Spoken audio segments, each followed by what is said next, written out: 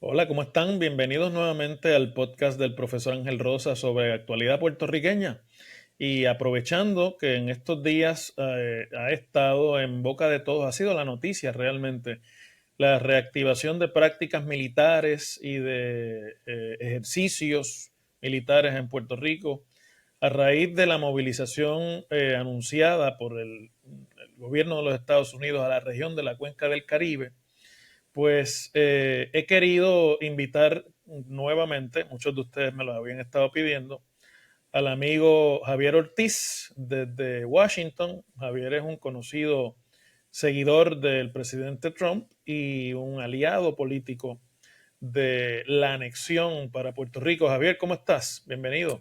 Buenas tardes, profesor. Un placer poder estar con ustedes. Gracias por la oportunidad. Estamos haciendo este episodio, Javier, en el día en que se hizo pública la visita del secretario de Guerra de los Estados Unidos, antes se llamaba secretario de la Defensa, Pete Hegseth, a la isla. Aparentemente, tú después nos podrás decir, llegó anoche a bordo de un avión de la Fuerza Aérea que se conoce como el Air Force 2 y pernoctó en el avión, supongo. Esta mañana pues se hizo pública su presencia y ha estado visitando las tropas en Puerto Rico y también a bordo de algunas de las embarcaciones que están movilizadas cerca de la isla. Esta visita del secretario de Guerra se puede mirar desde los Estados Unidos en qué perspectiva, Javier. Gracias por la pregunta, profesor. Yo entiendo que el secretario de Guerra llegó hoy. El avión que llegó ayer a Puerto Rico es parte del equipo de seguridad.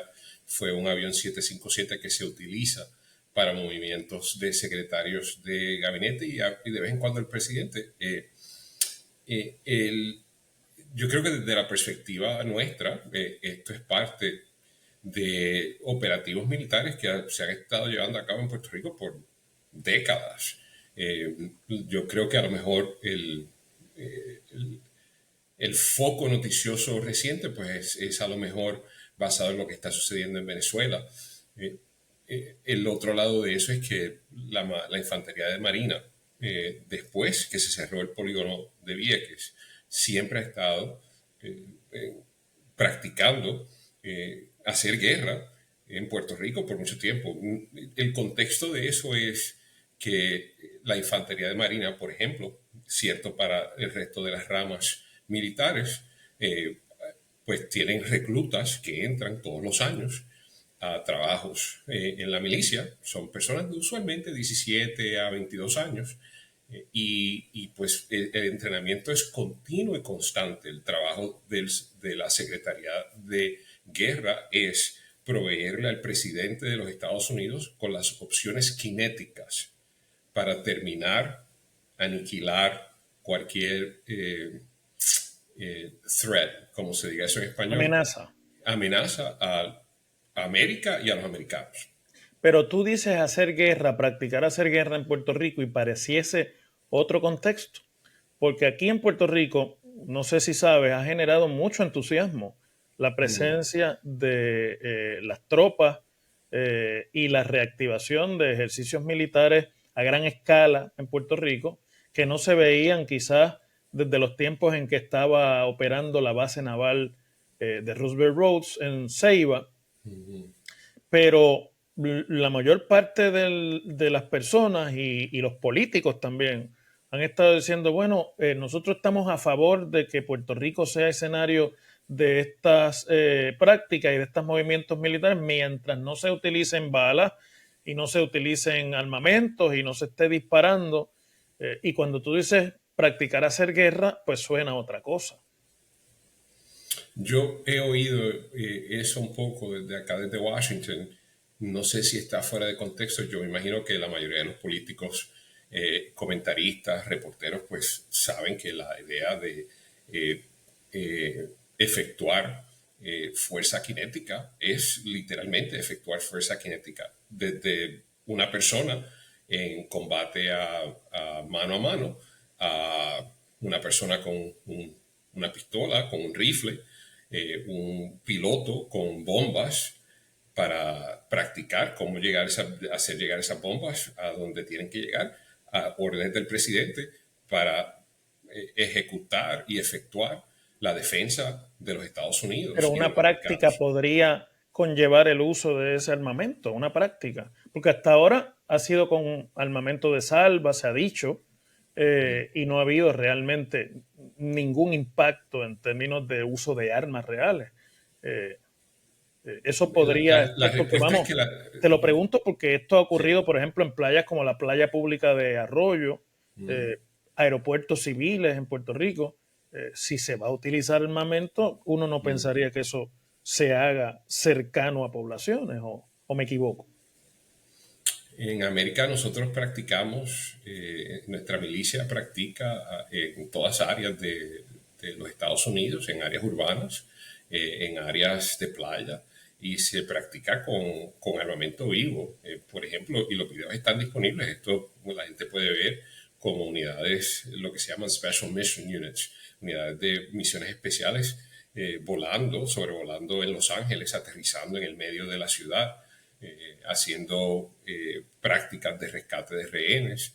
Se puede ver en 29 Palms, donde se utilizan los aviones muy similares a los que sobrevolaron Puerto Rico ayer y que aterrizaron en Aguadilla, Harriers, pues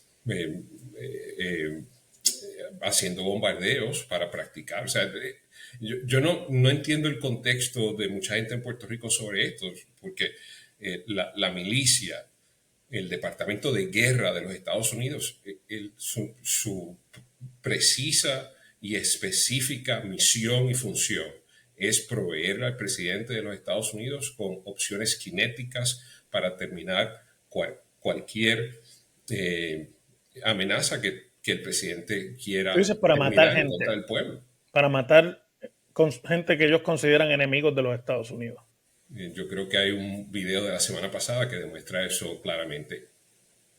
Sí, bueno, el de la embarcación esta que desapareció. Entonces, bueno, te pregunto esto porque, por ejemplo, el Partido Nuevo Progresista y la gobernadora han dicho, nosotros estamos ready, nosotros estamos listos para hacer nuestra parte en la defensa de la nación, siempre y cuando no se utilicen armamentos vivos, siempre y cuando las prácticas no conlleven el uso de armamento real, o pongan en peligro poblaciones.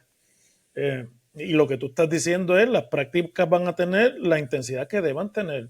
Es que es la única Entonces forma el de gobierno de practicar Puerto guerra. Rico O sea, ¿cómo va a evitar el gobierno de Puerto Rico eso?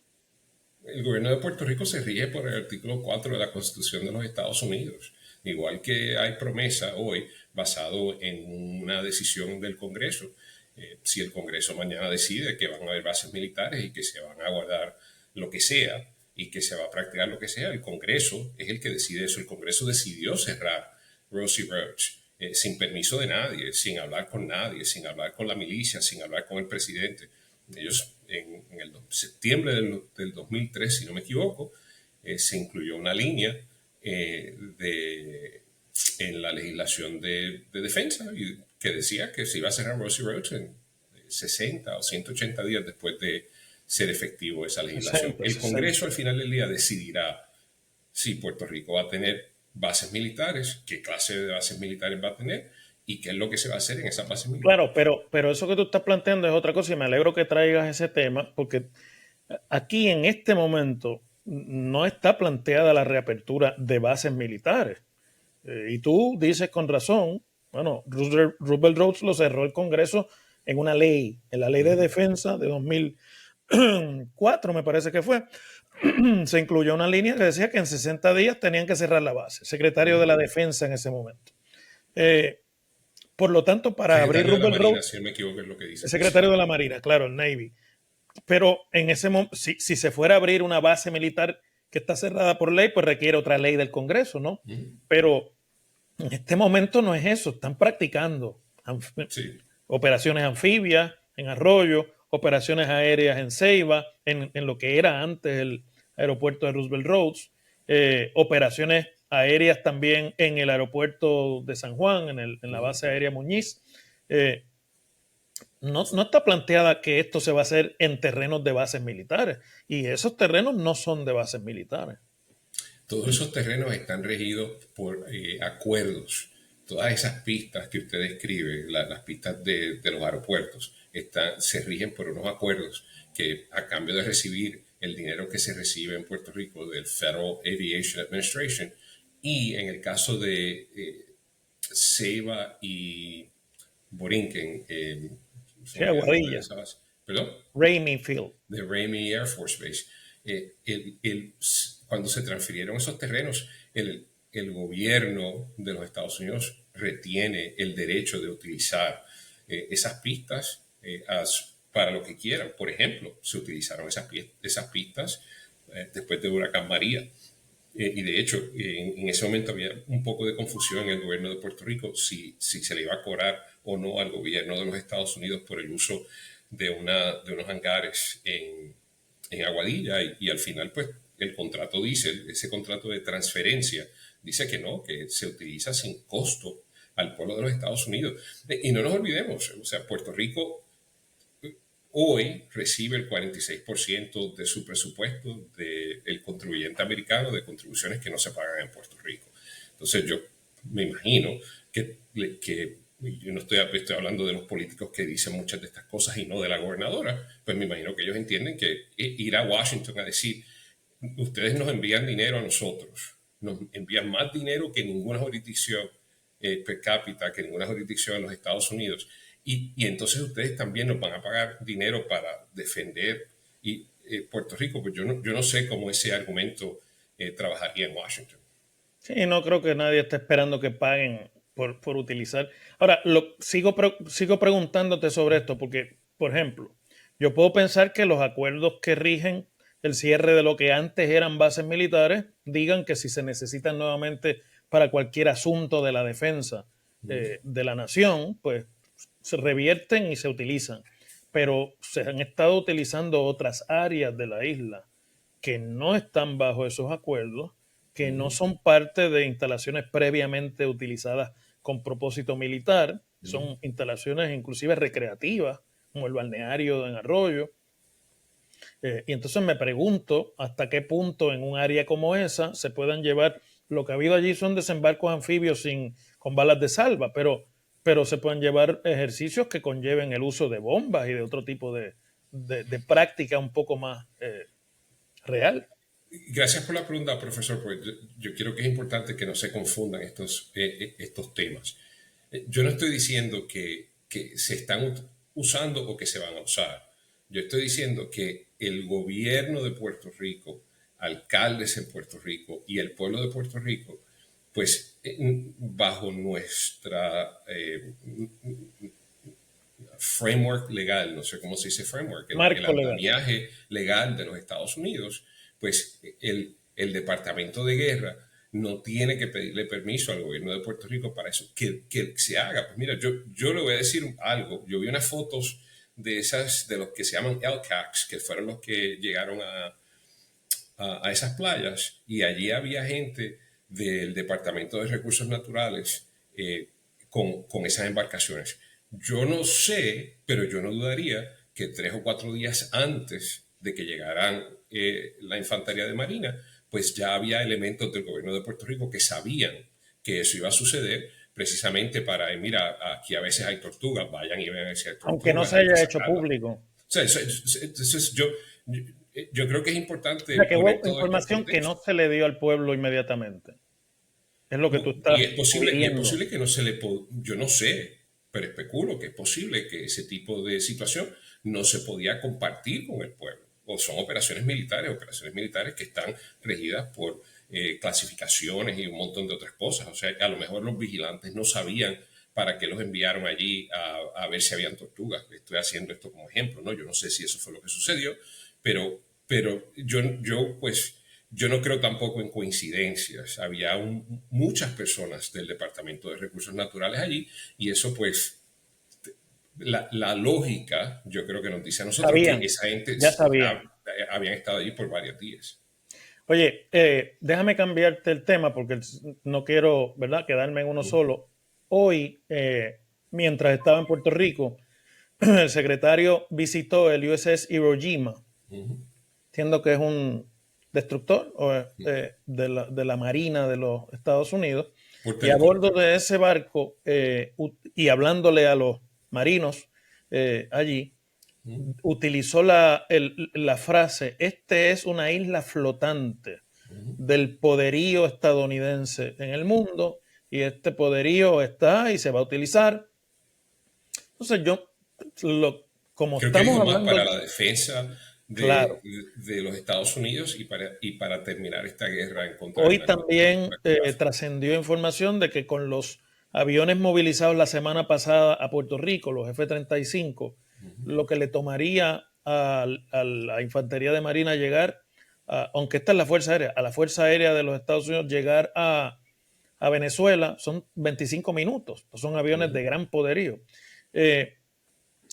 Ese tipo de poder desplegado, una isla flotante del poderío americano, aviones que están diseñados para el combate con enemigos realmente armados y que están haciendo la guerra, se despliega para luchar contra los carteles de droga, o aquí hay un plan ulterior de deshacerse también del gobierno actual de Venezuela, o una cosa va con la otra?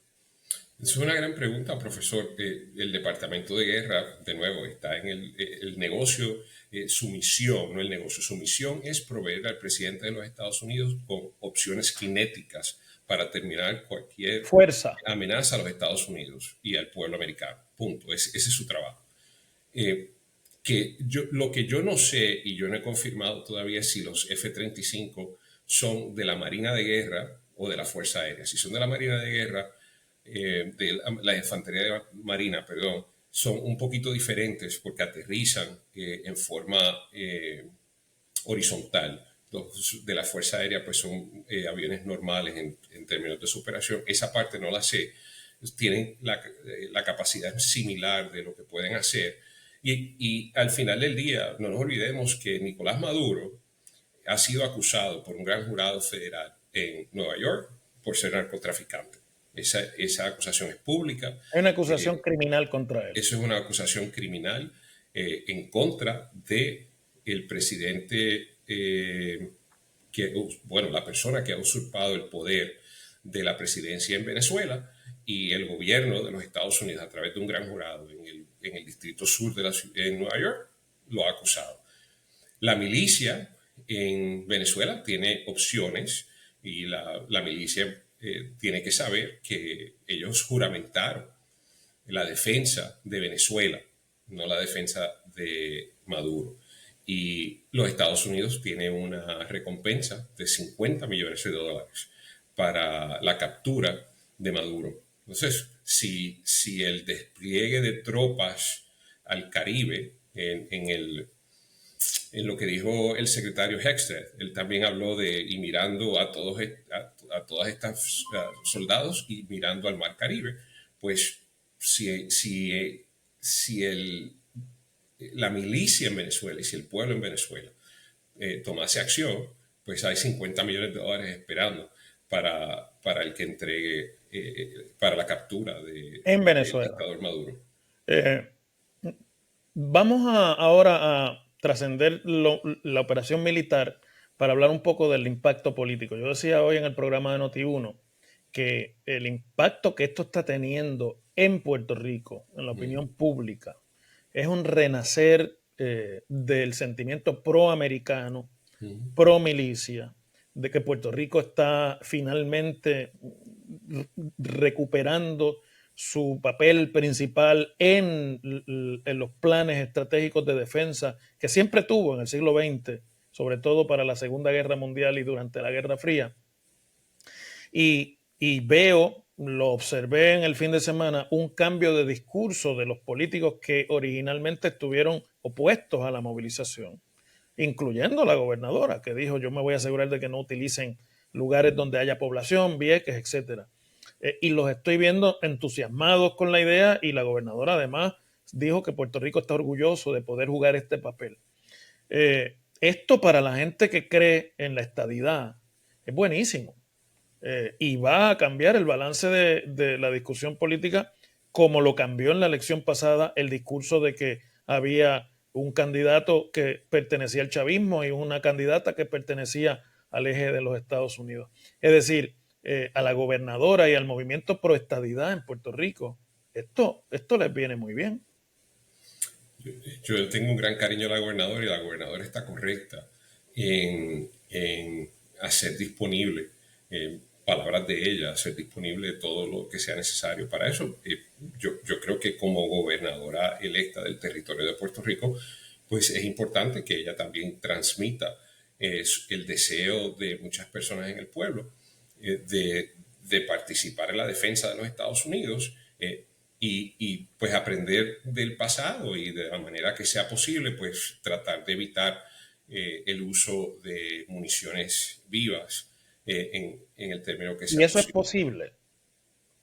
Bueno, la respuesta Si es la que decisión fuera usarlas, el gobierno de Puerto Rico, ¿cómo puede tratar de evitarlo? es una gran pregunta. Que si es posible que el gobierno de Puerto Rico le diga eso al Departamento de Guerra, sí. Que si es posible que el Departamento de Guerra diga, mira, en esta ocasión específicamente eso hace sentido y lo vamos a utilizar balas inertas, sí. Que el Departamento de Guerra de los Estados Unidos y el Congreso de los Estados Unidos y el presidente de los Estados Unidos garanticen que eso nunca va a pasar, pues yo no creo que eso es posible, ¿no? Porque precisamente para poder practicar la, llevar fuerza cinética, sea de una persona o sea de Un misiles batallón. o de bombas, pues hay que utilizar misiles, bombas y personas para hacer eso. Así que desde esa parte eso es importante. Yo también creo que esto es muy buenas noticias para el anexionismo, porque yo creo que pone esto en la perspectiva de estados como Hawái, Nuevo México, Arizona, que en un momento cambiaron quiénes eran, cómo eran, asimilándose, aculturándose a América para que sus estados fueran para todos los americanos por igual.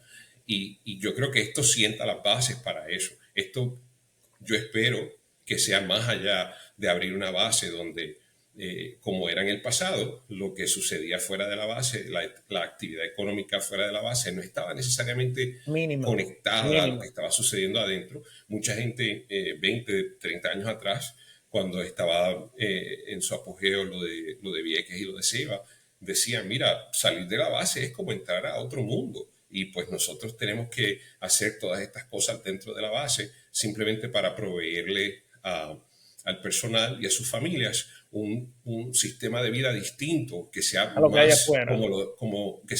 que se aproxime más a los Estados Unidos. Entonces yo creo que desde la perspectiva que el anexionismo, que yo incluyo en el anexionismo a personas que son populares, yo he ido a líderes del Partido Popular que si uno no supiese que son del Partido Popular, pues le pondría el sello anexionista porque están hablando de lo que al final es la asimilación, integración y aculturación de todos los sistemas en Puerto Rico para servir a todos los Pero para americanos eso por igual. tendría que desaparecer la puertorriqueñidad.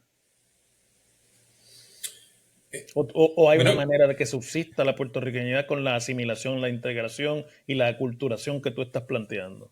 sí, esa es una gran pregunta porque el que nace en Puerto Rico es americano, el que sirve en la milicia es americano, las balas y los No son misiles del soldados enemigo puertorriqueños peleando por los Estados Unidos o sirviendo a los Estados Unidos. es que no son puertorriqueños, profesor, son americanos. Por ejemplo, en las Filipinas, en un tiempo, habían personas de las Filipinas, filipinos, que servían en la Marina de Guerra y no tomaban un juramento para defender la Constitución de los Estados Unidos en contra de los enemigos foreign and domestic, domésticos y extranjeros. Y se les pagaba como se les pagaba a todo el resto de las personas y se retiraban y regresaban a las Filipinas. Y ese programa creo que terminó en el 92, 93. Ese no es el caso en Puerto Rico. Son americanos que toman un juramento para defender la Constitución de los Estados Unidos de enemigos Interiores y domésticos y ulteriores. extranjeros. Y el enemigo no le pregunta qué clase de americano tú eres cuando deciden que van a atacar a la milicia americana. Así que yo entiendo que hay mucha gente que quiere utilizar estos términos para tratar de crear diferencias que no existen. Son americanos que tienen, Pero muchos de ellos entonces tienen hace apellidos en español. sentido, pero entonces hace sentido que el Congreso y el gobierno federal comience a tratar a Puerto Rico como parte de los Estados Unidos. Por ejemplo, se está planteando nuevamente, y yo pienso que esta vez quizás tenga una oportunidad, el programa de SNAP, la Sí. transición de PAN del programa de asistencia nutricional a asistencia nutricional suplementaria, son 1.600 millones de dólares más en cupones de alimentos. ¿Cómo tú puedes negarle eso a un territorio que tú estás usando para prácticas militares y que no tienes que pagar por las prácticas militares que haces allí? Y están además cumpliendo su parte dentro de la defensa de los intereses de la nación, sean o no sean un Estado. Sí, y eso es una gran pregunta, porque el contexto de esa respuesta incluye la definición de la Corte Suprema de que Puerto Rico pertenece, pero no es parte de los Estados Unidos. Eso hay que cambiarlo, eso es jurisprudencia que se tiene que cambiar. El Congreso la puede cambiar. El Congreso puede inmediatamente, por ejemplo, utilizar lo que se llama un Mirror Tax Code, la legislación de impuestos que sea un espejo a la de los Estados Unidos. Que sea Se igual, elimina, que sea idéntica. que sea idéntica, que de hecho es la que tienen todos los otros territorios. Puerto Rico es el único territorio de los Estados Unidos que tiene Que no autonomía participe. fiscal, creo que es que se le llama en Ujú. Puerto Rico, y perdón, es que yo aprendí Sí, español autonomía como fiscal. segundo idioma. Eh, y, y esa autonomía fiscal pues se puede hacer otra cosa, se puede equiparar a Puerto Rico en igualdad de condiciones al resto de los estados. Pero eso quiere decir que entonces los ciudadanos del territorio van a pagar igual que si estuvieran en un Estado. Recibirían, por lo tanto, los mismos recursos. ¿Y por qué no darle esa participación por el uso de la isla como un campo de práctica militar? Porque la Corte Suprema ya ha determinado que Puerto Rico le pertenece a los Estados Unidos. Y si le pertenece a los Estados Unidos, pues el argumento de dinero, y que yo he oído mucha gente hablar que si los Estados Unidos manda X cantidad y reciben 3 o 4 o 5 o 6 veces de lo que mandan a Puerto Rico, yo, yo no soy un experto en matemática, pero ese argumento claramente me dice a mí que las personas que están haciendo ese argumento no entienden cómo trabaja el presupuesto de los Estados Unidos. Todo el dinero del PAN, de Medicaid, de TANF, de WIC, de todos esos programas sociales que llegan a Puerto Rico se pagan con el dinero del contribuyente a ingresos federal. Ese dinero no se paga en Puerto Rico. Puerto Rico, de Income hecho, tax de los el que income viven en los tax en Puerto estados. Rico, de hecho, le da unas exenciones contributivas a personas que no existen en ningún sitio. Yo he oído a anexionistas hablar, bueno, lo que pasa es que en la Florida tienen un programa y en el otro, no, eso no trabaja así. Ningún estado de los Estados Unidos me puede dar a mí un papelito que diga, porque me mudé a ese estado, yo no tengo que tener una buena relación con el IRS. El único sitio que puede hacer eso es Puerto Rico dentro de esa caja. Y si esa caja no existe, pues entonces todo el mundo estaría en igualdad de condiciones y yo sería el primero que fuese, o sea, que estuviese en Washington hablando con los congresistas y los senadores diciéndole hay que darle en igualdad de condiciones el SNAP y todo eso porque la gente va a pagar. Que hay un ejercicio económico de que si la gente que trabaja en Puerto Rico va a poder pagar los impuestos federales, eso es una conversación totalmente diferente. De hecho, yo he escrito sobre eso, sobre este tema específicamente, sugiriendo que Puerto Rico debe estar en igualdad de condiciones con el resto de los estados. Puerto Rico, en vez de recibir 46% de su presupuesto del gobierno federal, pues a lo mejor debe recibir 20%, que si no me equivoco es el número que que reciben los residentes de Nuevo Nuevo México. México, que es el que más Entonces, pues recibe. eso sí sería en igualdad de condiciones. Pero esta otra idea de que nosotros, el contribuyente americano, enviamos a Puerto Rico 5.000 millones de dólares, pero recibimos 35.000 millones, pues yo en realidad esa matemática, a mí alguien me la va a tener que enseñar porque yo he tratado de entender eso y eso no hace ningún sentido. Bueno, y finalmente, porque se nos va el tiempo, Javier, te quiero preguntar, ¿no es esta una buena oportunidad para la administración Trump, que hasta ahora no ha sido tan simpática a la idea de la estadidad, ni a la idea de Puerto Rico Estado 51. De hecho, en algún momento se hablaba de cambiar a Puerto Rico por Groenlandia. Eh, Ahora que han redescubierto el valor estratégico que tiene Puerto Rico en el Caribe para los intereses de Estados Unidos en toda la región, para que ocurra en Puerto Rico lo que ocurrió en Hawái, que es que se anexe el territorio porque le conviene eventualmente para mantener los intereses de Estados Unidos en esta parte del mundo, y que un estado de Puerto Rico le serviría permanentemente a ese interés. Le voy a contestar esa pregunta de esta forma. El senador Schatz del estado de Hawái es un ardiente supporter, una persona que Simpatizante. está simpatizando y liderando la anexión de Puerto Rico. El senador Schatz no nació en Hawái. Él no es de Hawái. Él es el senador de Hawái, se mudó allá, vive allá. Si no me equivoco, practicó leyes allí, pero él no es de Hawái. Qué bueno sería que otras personas pudiesen mudarse al estado de Puerto Rico y ser senadores y De ser otros estados, congresistas. Perdón.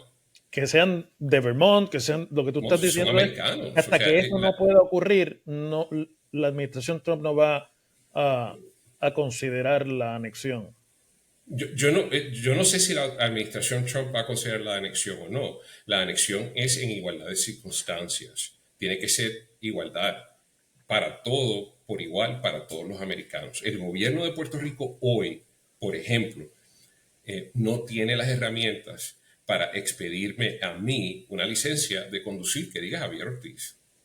Ellos tienen sellos, procesos y papeles que vienen del año de los españoles, que dicen que si la persona nació en Puerto Rico, pues tiene que tener 15 apellidos en su licencia de conducir. Dos nada más, Y dos eso nada no más. hace ningún sentido. Si los otros 50 estados y el Distrito de Colombia me pueden expedir a mí una licencia que diga Javier Ortiz, y el Departamento de Estado de los Estados Unidos me puede expedir un pasaporte que diga Javier Ortiz, pues las reglas en Puerto Rico no pueden ser Y esa diferentes y licencia que te especiales. piden en Puerto Rico en español, ¿por qué no se puede usar en Estados Unidos? Bueno, eso es otro tema. Las licencias que ellos expiden dicen que son bilingües, eso en realidad no es inglés americano, eso nadie lo entiende. De hecho, hay muchos reportajes de personas de Puerto Rico teniendo problemas en los Pero se Estados puede Unidos con sus reconocer en licencias. español. ¿Perdón? Se podría reconocer en español un estado que habla español. El Estado no habla español, las personas hablan español. Por ejemplo, es una gran pregunta. Eh, el congresista Grijalva. El congresista Grijalva tiene apellido en español, Tenía. o tenía, perdón, que él ya murió, tenía apellido en español, y su estado, cuando se convirtió en estado, tuvo un proceso antes de convertirse en estado, toda la instrucción pública tenía que ser en inglés. No eran escuelas bilingües. En los Estados Unidos no hay escuelas bilingües en escala. Las escuelas son donde se enseña matemática, ciencia, historia y todo eso en inglés, y entonces pues a veces en algunos sitios se enseña español, en California en ciertas ciudades se enseña mandarín, en Dearborn, Michigan se enseña árabe. Entonces la idea de que el Estado de Puerto Rico, las leyes de Puerto Rico, los sistemas que bregan con el ciudadano van a ser en español, pues por definición, eso no sirve a todos los americanos por igual. Y para que Puerto Rico sea Estado, tiene que poder servir a todos los americanos por igual para que el próximo Brian Schatz, si no me equivoco, él es de Michigan, se mude a Puerto Rico, corra y sea el próximo senador del Estado de Puerto Rico. Nos tenemos que ir, Javier. Última pregunta y con eso nos despedimos. Los soldados, las tropas, las fuerzas militares de Estados Unidos que se están movilizando y que se están entrenando en Puerto Rico, ¿se están entrenando para matar? El Departamento de Guerra está en el negocio de llevar la fuerza cinética necesaria para proveerle al presidente de los Estados Unidos con todas las opciones para proteger a América y a los americanos. Y usualmente una opción cinética termina en lo que vimos en el video de la semana pasada. Matar gente. La gente muere. Gracias, Javier, por esta conversación. Estaba muy interesante y como cada vez que vienes a la gente le fascina las Mm. cosas que tú dices y la conversación que tenemos contigo, pues seguramente te vamos a volver a invitar próximamente. Es una gran oportunidad para practicar el español que se me ha olvidado que aprendí como segundo idioma en Puerto Rico. Y a ustedes amigos, nosotros seguimos mañana.